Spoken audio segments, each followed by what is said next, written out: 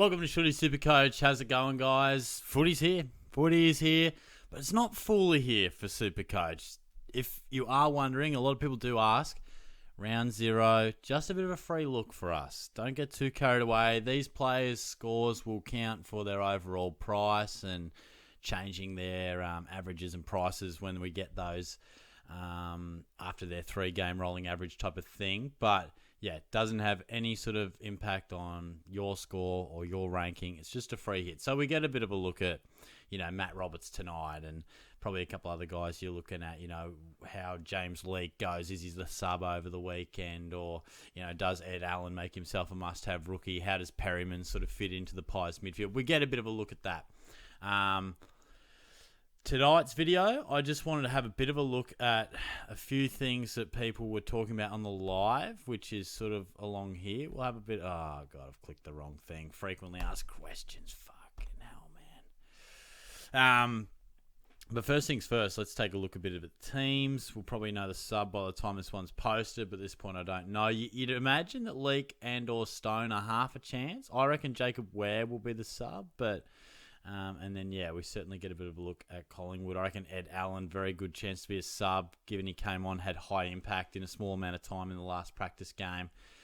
I like how they have the notable absentees, because it's worth taking that into consideration when you do pick your players in your sides, particularly rookies. Are they in just for the first week or so, and then a Mitchell or a Green or a De Goey? Don't know if Mitchell's best 22, but take it into consideration. But I did feel like I wanted to get a video out just before the first bounce. How was it feeling for you? I mean, obviously it's a bit of a different round given the really unique circumstances with the cyclone. And, of course, footy becomes pretty secondary. I think early in the week it was like, oh, I just want footy. And then by the time a couple of days go by, you go, oh, that's a bit rich, At least my house isn't under threat from a fucking cyclone, So clearly there's bigger fish to fry, and footy is pretty minimal and trivial compared to some real life stuff. So I hope everyone's all right up there. I don't really know how old mate Alfred's going. I hope it's nothing too hectic at the moment, but it doesn't feel like the season's starting for me. I think I don't like opening round in general. I think there's probably, if you want to give the Northern States a bit of a run, I think there's better ways to do it that doesn't just have an insane amount of buys and sort of changes up the ladder and the fixture. And clearly the way it's worked out, 2 games, Friday night and a random Sunday afternoon game, doesn't feel like footy's back. But nonetheless, hopefully it feels a bit more exciting when the ball is bounced tonight. What are we talking about today? I went live the other day, and a lot of questions, and I would have missed some, but feel free to comment below. But Freijah, a lot of talk. Zork O'Neill, a bit more relevant now without the bye. Libba, Rozee, how are we feeling about them? Cerra, Roberts, Perryman, Short. So I'll talk about those, and then just a bit of a run in for what you can expect from the channel right up to the actual lockout of round 1 Thursday night. And I'm actually going on school camp next week, so leaving on Wednesday, which I didn't realise when I fully committed to that. Camp will be a lot of fun, but normally I would, have a live on a Wednesday and drop my team update and final reveal just before the bounce. Won't be able to do that, but what we will do, these relevant rucks and defenders, if you're been around for the channel for a little bit, you'll know what they are, but if you're fresh to the channel, that's when I go through each line. So say we go through the defenders, and every player that is relevant, so basically in 3% or more of teams, I feel like if someone's in 3% of sides, there's a small portion of the community that are thinking about it, so it's worth talking about them. And I'll timestamp that with the players, so you can just get a minute or two of my thoughts on basically every player that we're probably considering. Try to cover all bases and give you a bit of a guide as to what I think on all of them. So we'll have that for each line, and this will be a rough scheduled date. And we'll have the Q&A. We will go live on Monday night, probably about 7:45 p.m. I reckon. But I'll try and do the premiere, and we'll try and get that going correctly this time. I'm a tech wizard, I swear to God. And then we will have a bit of a general preview video on Thursday before the bounce. It'll be general. I don't exactly know how that's going to look because it'll be about 4 days old, because I will have to schedule. Clearly can't upload when we're on camp. And then Friday, I'll get home, hopefully at a half-decent time from Warrnambool, and we'll do the team reveal and a weekend preview. We'll have those separate. And boy, we'll be in full footy mode by then, won't we? It'll be very, very exciting. So that's a bit of a rough idea. But yeah, just want to do a little bit of video on these guys. Now, let's start with Freijah, who is about 370k and had a really nice game in the practice. And we've heard a lot about him moving to halfback, and Bonts really talked him up in a couple of interviews I've seen. I just wish we had have seen him with Bailey Dale and had a genuine reflection and representation of what it would have looked like with all of them. But look, he had the 27 touches, 7 marks. We should get the kick-out stats. I don't know why these stats are different on here as opposed to my phone. Give me a sec. It's probably somewhere in the filters that I can change, but I think he is at a nice price, and I reckon we do want to sort of bat to about like at least 4. I don't think you want to expose too much more than 2 rookies on the defence in our back line, or on the field in our back line. 5 if you can do it. I am going 4 deep with some mid prices. So I thought Freijah looked good, but I'm just a little sceptical because we didn't see the full appraisal. You know, we had Freijah having 4 kickouts. Bramble had 6. Gallagher, he took a couple as well. I don't even know if Bailey Dale's going to be fully fit for the round 1 clash, but he will be back in the first 1, 2 or 3, one would imagine. I think it's just a quad, nothing super long term from what I've heard. So my overall thoughts on him are, I think he's going to have an improved season. There's no doubt about that. I don't know if it is going to be enough to warrant selection, or it probably warrants selection, but are there better options? So last year averaged 68. I definitely see him moving that up to about 85. Maybe the question would be, can he still get 27 when Bailey Dale's in the side? Does Bramble still win a bit of footy? Because I think Bramble's a little bit underrated, but he does find a bit of the footy. How much did he have here? So he had 20, bit of a kicker with the 15. You'd think mainly Dale's probably the one. For me, I think it's a question of how many of Short, Roberts, Perryman and Freijah are you going to pick? That's probably the question for mine. And I've got them here, so I think, look, I'll talk about all of these guys as one. And it's probably about, if I were to rank them, I would have Roberts number 1, Perryman 2. I'd probably go Short 3 and Freijah 4, but you're saving about 70 or 80k for Freijah, so that can be really helpful too, and that might make your decision.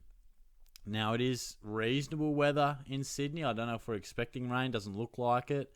But we should get a decent look at Matt Roberts. Originally, I was thinking like, oh, it could be wet weather. We might not really get a look at how Roberts goes. So I guess for me, I'm really big on him. I think he's going to go really, really well, but I don't want him to go too well tonight. Round 0 is that awkward time where you've got guys like Will Day or Matt Roberts. I want him to go well, and I want to see the role and be like, yep, they're playing the role I want, but don't come out and score a 130 or 140 or even a 120. Don't go nuts. Don't be best on ground. Don't you dare. I don't want you to become that guy who's in about 20% of teams, 15 if you will, Day. I don't want that to bump up to be, oh, we've got to get him. We've got to get him, because the Supercoach world can be quite reactive. Oh, Will Day's had 31, kick 2, got to have him. I want to keep him a bit of a pod for me. So let's have a look at a few more of those halfback flankers and how they're shaping up and whether I'll pick them or not. So with Roberts, I really enjoyed the role. Sydney supporters tell me that Jake Lloyd has moved up to a wing, and we certainly saw Roberts become that real kicking guy. 27 touches, 20 of them kicks, 11 marks, and we saw the back end of last year. I wasn't too keen on him at the start of the preseason.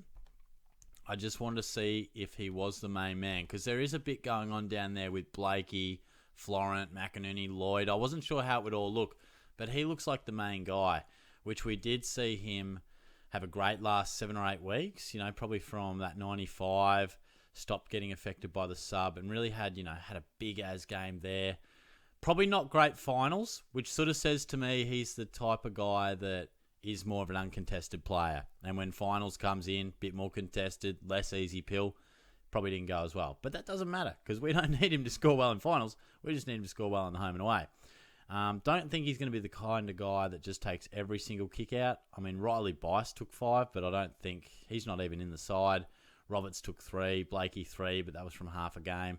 So what I liked, and sometimes it's the visual test, he was often, if you can visualise it, centre bounce, Sydney win it on their defensive side of the centre, and the handball off comes out of screen, it's Matt Roberts. Or that little feed off out the back of a stoppage, it's Matt Roberts. It's that real sort of Dan Houston vibe, Nick Dacos off halfback. That halfback who really floats up to the stoppage and they want to use him. And I also like, he clearly has a license to use that left boot and look inside. Sometimes he took some real aggressive kicks, and that sort of says to me that he's their kicker. And the flow-on effect from that is, hey boys, get it into Roberts' hand. He's the guy that we're going to allow to take on those kicks. And normally, teams like to feed those players, those designated kickers. So I like that. Has a happy knack of just finding space. So I'm putting him number 1. I suppose the difference between Freijah and Roberts, I don't think Freijah's going to be a keeper. I'm extremely confident about that. For an extra 70k, Roberts, I think he's about 60, 70k, you could have yourself a keeper, all things going perfectly well. Perryman, really interested to see him tonight. Inside mid, so even though available as a defender, which is different to the rest of these guys, they're halfbacks, he's a mid. High tackles, we won't see high possession, I wouldn't have thought, but high tackles, he might even go to play a bit defensive on a Kelly or a Callahan from time to time. I like him a lot. Short, just worries me a bit that he is so uncontested, which you could mount the case most halfback flankers are, but I feel like he is at his best when they win it back, down back, and he is able to spread, take a handball receive, take that switch kick. You could look at it 2 different ways. Richmond are going to have a lot of footy down back. Potentially some teams kick a lot of points. Could be a lot of footy to be won for Short. Maybe not many others are going to find it down there. Him and Vlosten could have big numbers. Or you could look at it like we saw in the practice game. Richmond, bit more of a competitive first half. Short has 20 touches, looks like a lock. When they get absolutely pummeled in the second half, when Collingwood piled on like 15 goals in a row, whatever it was, he has 5 touches. So it worries me that he's a bit one-dimensional, hates a tackle. So yeah, that's probably why I've ranked Short a little bit lower. In terms of, say, Zorko and Neil, I think Neil you could bank on pretty well.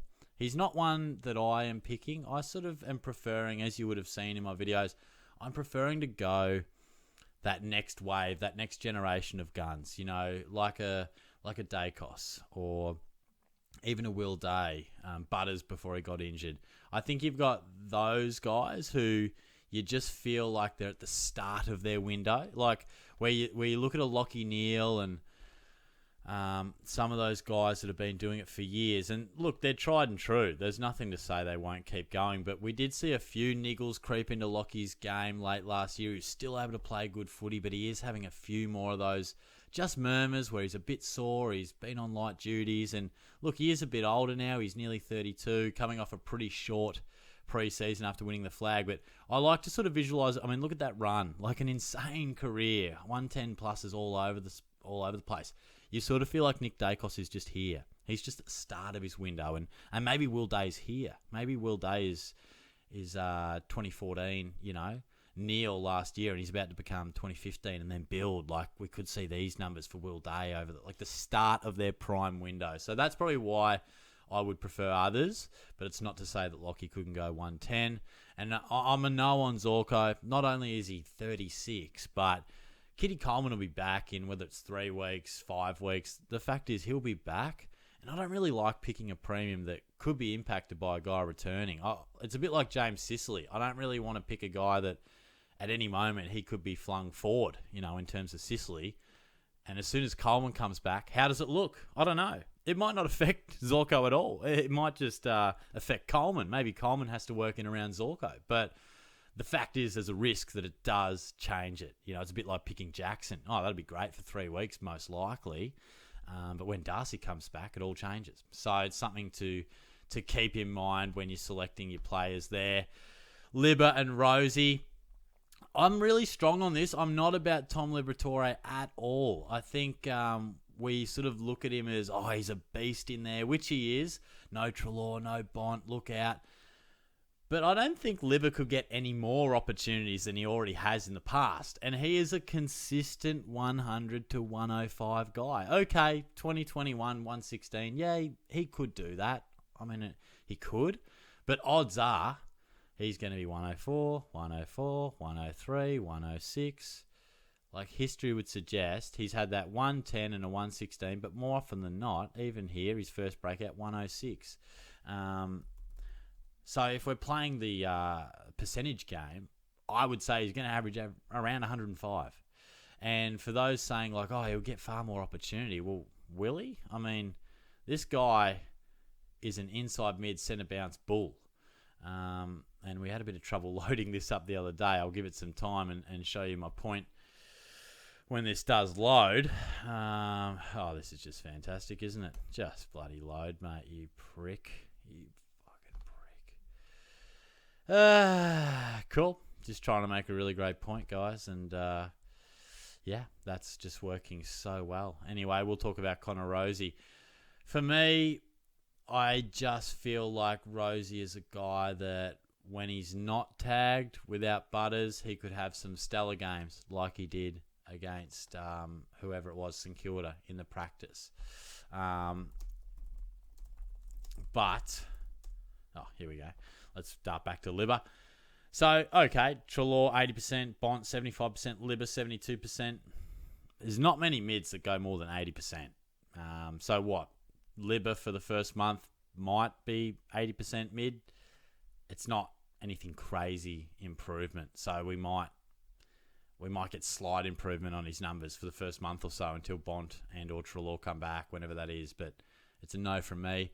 And I've got some stats to back up what I thought about Libba. I've got no stats to really back up what I think about Rozee, but my feel is maybe it's the way he plays. He's more fleet of foot, bouncing around the stoppage rather than a real bull.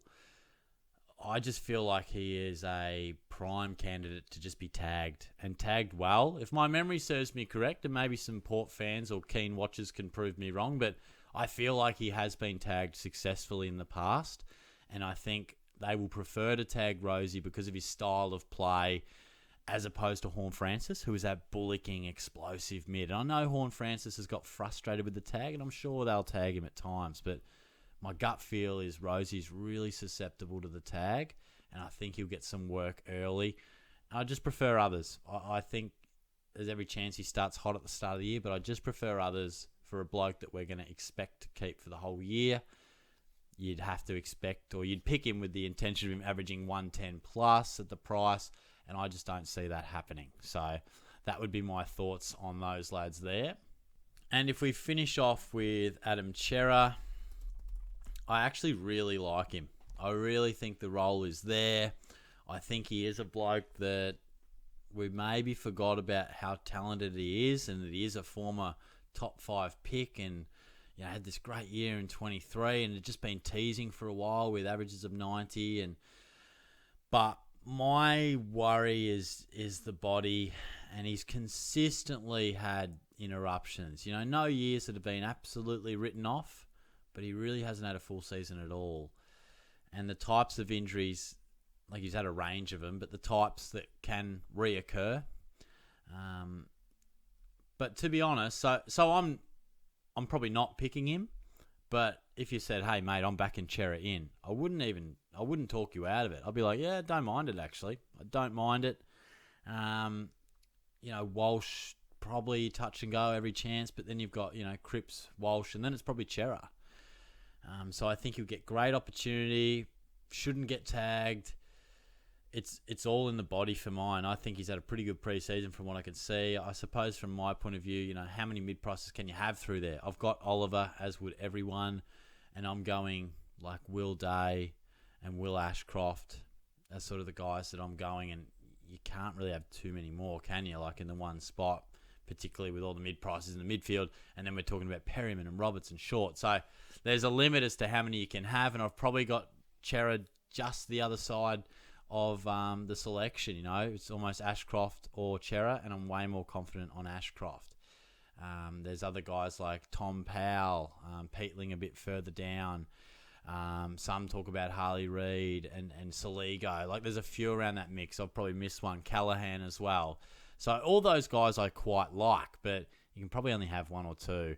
And I think Oliver and Ashcroft for me, Day just a bit further up is the way I'm approaching it. But so really they're probably all the main ones that were consistently popping up.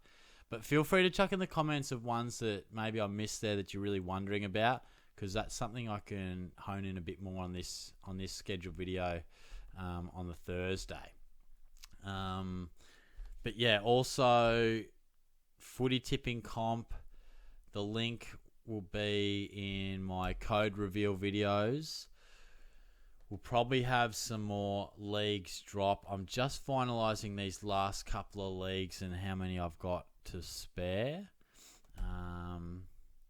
Tell you what I could drop is my internet provider. I think I say that every bloody week, but a few people have also been asking, like, hey, Shorty, where's your group code? Like, I had that in the description, but maybe not everybody saw it. So if you want to join my overall group, that is in this one here.